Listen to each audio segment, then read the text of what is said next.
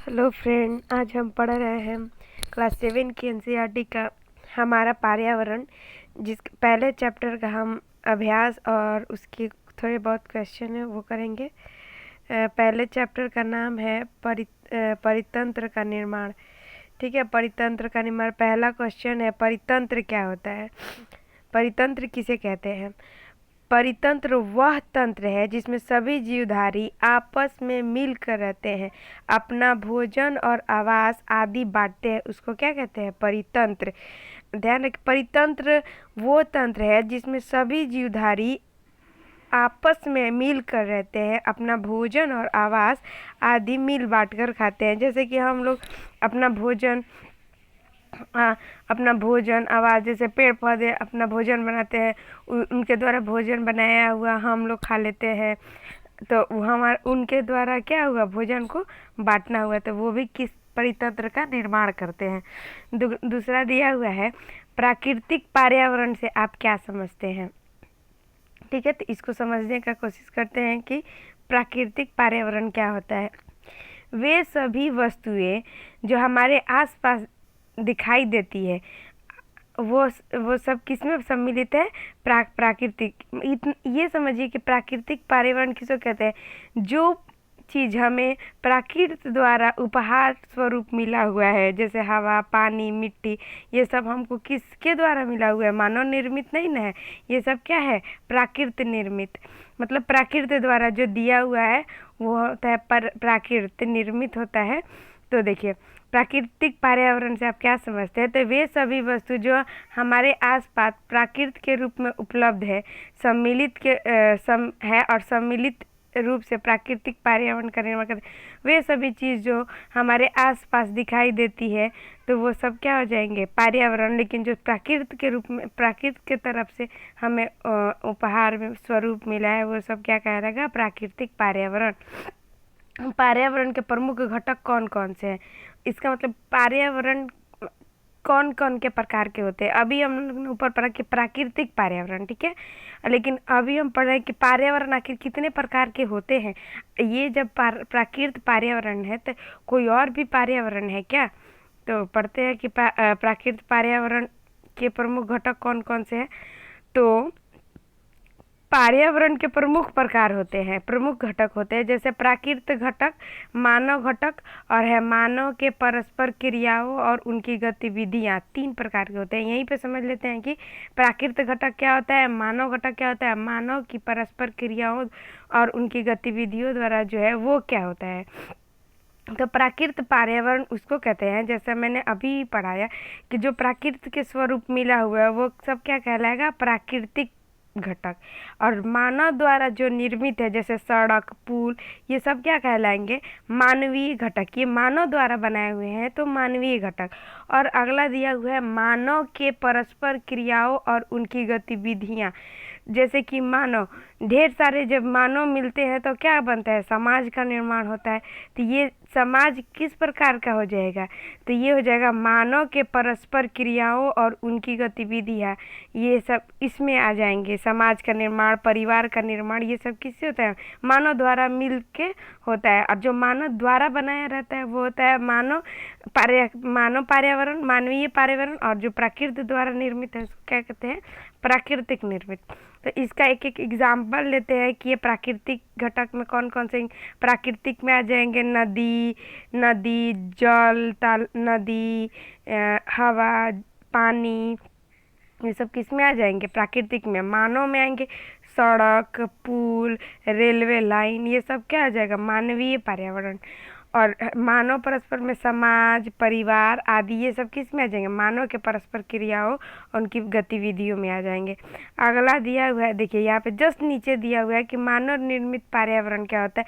तो मानव द्वारा निर्मित पर्यावरण को क्या कहेंगे? मानव निर्मित पर्यावरण। ठीक है, मानव द्वारा निर्मित पर्यावरण को मानव निर्मित पर्यावरण कहते हैं। तो इसमें बोल रहा है कि 3 उदाहरण दीजिए। तो सड़क हो जाएगा, पुल हो जाएगा, पार्क हो जाएगा, घर हो जाएगा, ये सब क्या हो जाएगा? मानव निर्मित पर्यावरण। अगला देखते हैं, स्थल मंडल क्या होता है। तो स्थल मंडल के बारे में पढ़ते हैं कि पृथ्वी की ठोस परत या कठोर ऊपरी परत को स्थल मंडल कहते हैं। जो पृथ्वी की ऊपरी परत होती है ये हो गया हमारी पृथ्वी, और जो ये पृथ्वी की सबसे ऊपरी परत है ये क्या कहलाएगी? स्थल मंडल। स्थल मंडल पे ही हम लोग क्या करते हैं? वास करते हैं। ठीक है, तो ये हो जाएगा आपका स्थल मंडल। पृथ्वी के ठोस और कठोर परत को क्या कहते हैं? स्थल मंडल। ठीक है, अगले पे आते हैं कि जीवीय पर्यावरण के दो प्रमुख घटक क्या है? जीवीय पर्यावरण के दो घटक, मतलब कि जीवीय मतलब जिसमें जीवन हो, तो जीवीय पर्यावरण के दो प्रमुख घटक है जीव और जंतु। आगे देखते हैं जीव मंडल क्या होता है। तो कह रहा है कि पृथ्वी का वह संकीर्ण क्षेत्र जहाँ स्थल, वायु और जल मिलकर जीवन संभव बनाते हैं उसे जीव मंडल कहते हैं। कैसे समझ में आएगा? तो देखिए, मान लीजिए कि ये आपका हो जाएगा, एक मिनट रुकिए, ये एक हो जाएगा आपका स्थल मंडल। ठीक है, अगला हो जाएगा जल मंडल। एक और लेते हैं, ये हो जाएगा कौन सा? ये हो जाएगा आपका सॉरी, हाँ ये हो जाएगा, एक आपका हो जाएगा, एक हो जाएगा जल मंडल, एक हो जाएगा स्थल मंडल, एक हो जाएगा वायुमंडल। और ये जो तीनों द्वारा निर्मित है, एक मिनट में कलर चेंज करके बताती हूँ। हाँ, ये जो ये वाला क्षेत्र जो है, ये वाला जो तीनों में सम्मिलित है, ये वाला क्या कहलाएगा? ये वाला कहलाएगा जीव मंडल। मतलब कि जहाँ जल भी होना चाहिए, स्थल भी होना चाहिए और वायुमंडल भी होना चाहिए। जहाँ तीनों ये मंडल सम्मिलित हो वहीं पे जीवन वास हो सकता है, इसलिए इसको क्या बोला जाता है? जैव मंडल, जीव मंडल भी बोलते हैं इसको। तो आपको ध्यान रखना है कि सिर्फ पानी रहने से मानव जीवन संभव नहीं है और सिर्फ स्थल रहने से मानव जीवन संभव नहीं हो सकता है। ये तीनों चीज़ें रहना चाहिए। तो जो इतना बड़ा बड़ा मैंने अभी गोला बनाया था वो काफ़ी बड़े बड़े थे, लेकिन जहाँ तीनों मिल रहे थे वो काफ़ी छोटा था, इसीलिए वो संकीर्ण क्षेत्र कहलाता है। तो पृथ्वी का वह संकीर्ण क्षेत्र जहाँ स्थल, वायु और जल तीनों मिलकर रहते हैं वही वहाँ जीवन संभव होता है, उसी को जीव मंडल कहते हैं। अगला है कि सही उत्तर इसमें देना है। बोला प्रश्न में सही उत्तर दीजिए, इनमें से कौन सा प्राकृतिक तंत्र है? तो आपको आंसर बताना है कि प्राकृतिक तंत्र कौन सा है, मतलब कि प्रकृति द्वारा निर्मित कौन सा है। ठीक है, तो मरुस्थल, ताल और वन। ये बताइए मरुस्थल कौन सा तंत्र है? प्राकृतिक। ताल मतलब तालाब, तालाब तो इंसान खोद के भी बना सकता है। और वन मतलब कि बहुत सारा अगर हम लोग पेड़ लगा देते हैं तो वो क्या हो जाएगा? वो भी क्या हो जाएगा? वन का निर्माण हो जाएगा। लेकिन ये मरुस्थल मानव निर्मित नहीं होता है। ठीक है, अगला देते, इनमें से कौन सा मानवीय पर्यावरण के घटक नहीं है, मतलब कि मानव द्वारा नहीं बनाया गया है? तो स्थल फिर दिया हुआ है, पहला है स्थल, दूसरा दिया है धर्म और अगला क्या है? समुदाय। तो समुदाय क्या है? मानव निर्मित है। धर्म क्या है? मानव। लेकिन स्थल जो बना हुआ है, जो स्थल है वो स्थल हमें किससे निर्मित हुआ है? कौन हमें दिया है? तो ये प्रकृति द्वारा हमें उपहार स्वरूप मिला है। ये हो जाएगा आपका आंसर, इसका हो जाएगा वन, स्थल। ठीक है, अगले पे आते हैं, इनमें से कौन सा मानव निर्मित पर्यावरण है? इनमें से कौन सा मानव निर्मित पर्यावरण? तो पहाड़, समुद्र और सड़क। तो इनमें से आपका कौन हो जाएगा? आप लोग बताइए। आप लोग को अभी तक तो समझ में आ ही गया होगा। तो आप इसका आंसर हो जाएगा कौन सा? सड़क। ठीक है, आंसर नंबर 3। अगला है, इनमें से कौन सा पर्यावरण के लिए खतरा है? तो पादप में वृद्धि। और बताइए, पेड़ पौधे में हम लोग वृद्धि करेंगे, बहुत ज़्यादा पेड़ पौधे उगाएंगे तो बहुत सारे हमें ऑक्सीजन मिलेगा, तो इसका मतलब क्या हम लोग के लिए वो खतरा है? नहीं। फिर है अगला जनसंख्या वृद्धि और 3 नंबर है फसल वृद्धि। तो अगर फसल की वृद्धि हो रही है तो इसमें भी कौन सा खतरा है? कोई खतरा नहीं। लेकिन जनसंख्या में वृद्धि, अगर अत्यधिक जनसंख्या में वृद्धि होगी, अब ज़्यादा जनसंख्या में अगर वृद्धि होगी तो रहने के लिए जगह नहीं होगा, ऑक्सीजन की कमी होने लगेगी, खाने का जगह नहीं, रहने का जगह नहीं, तो ये हमारे पर्यावरण के लिए क्या हो जाएगा? हानि हो जाएगा। तो इसका आंसर क्या हो जाएगा? 2। इसका मतलब कि पर्यावरण के लिए कौन सा खतरा है? तो जनसंख्या वृद्धि। नेक्स्ट पे आते हैं, कह रहे निम्नलिखित स्तंभों को मिलाकर सही जोड़ा बनाइए। ठीक है, सही जोड़ा बनाते हैं। देखते हैं, ये दिया हुआ जस मंडल गलत लिखा हुआ है, ये लिखना चाहिए इसको जैव मंडल, प्रिंटिंग मिस्टेक है। ठीक है, समझ लेते हैं, ये हो जाएगा जैव मंडल। जैव, अभी मैंने पढ़ाया जहाँ तीनों मंडल मिलते हैं वहाँ पे कौन सा मंडल बनता है? जैव मंडल। ठीक है, इंग्लिश में इसको बोलते हैं बायोस्फीयर, वायुमंडल, जैवमंडल, जलमंडल। ठीक है, देखिए जैवमंडल किसे कहते हैं, तो जैवमंडल क्या कहते हैं, जहाँ पे ये देखिए 4 नंबर में दिया हुआ है कि वह संकीर्ण क्षेत्र जहाँ जो हाँ जल वायु परस्पर क्रिया करती है वो क्या कहलाता है, जैवमंडल। तो क का क्या हो जाएगा, क का हो जाएगा आपका, क का हो जाएगा, क का हो जाएगा 4, क का कौन सा हो जाएगा 4। अगला है वायुमंडल किसे कहते हैं, तो वायुमंडल कहते हैं पृथ्वी को घेरने वाली वायु के चादर को क्या कहते हैं, वायुमंडल। तो ख का क्या हो जाएगा, ख का हो जाएगा 1। ठीक है, अगला है जलमंडल। जलमंडल किसे कहते हैं, तो जलीय क्षेत्र को क्या बोलते हैं, जलमंडल। तो ग का कौन सा हो जाएगा, ग का हो जाएगा 2, ग का हो जाएगा 2। अगला है, अब है ही नहीं, हाँ एक और है पर्यावरण, ये घ दिया हुआ है पर्यावरण। तो हमारे आसपास के क्षेत्र क्या कहलाते हैं, पर्यावरण।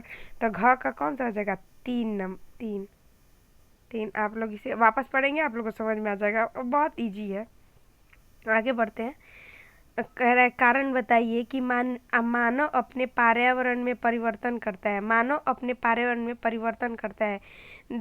देखिए उदाहरण के लिए वह भूमि प्राप्त करने के लिए जंग कर रहा है कि, देखिए इसमें बोल रहा है कि मानव अपने पर्यावरण में परिवर्तन करता है, जो उसको पर्यावरण मिला हुआ उस में बदलाव करता है मानव। आपको उदाहरण देखिए समझाना है, तो समझाना है तो कैसे, जो बहुत पहले 1 है, इतना जगह पे 1 नहीं, आप लोग समझिए, आप लोग देखे होंगे कि बहुत इधर खेत बनाए हुए हैं। ठीक है, खेत, तो जब मानव की जनसंख्या वृद्धि होने लगती है तो वो क्या करता है, खेत को साफ करके वहाँ पे घर बनाने लगता है। तो वहाँ पे तो था क्या, प्राकृतिक, लेकिन अब वहाँ पे क्या बन गया, घर। तो घर बन गया, तो ये कौन सा पर्यावरण हो जाएगा, ये हो जाएगा मानवीय पर्यावरण। तो परिवर्तन हुआ ना।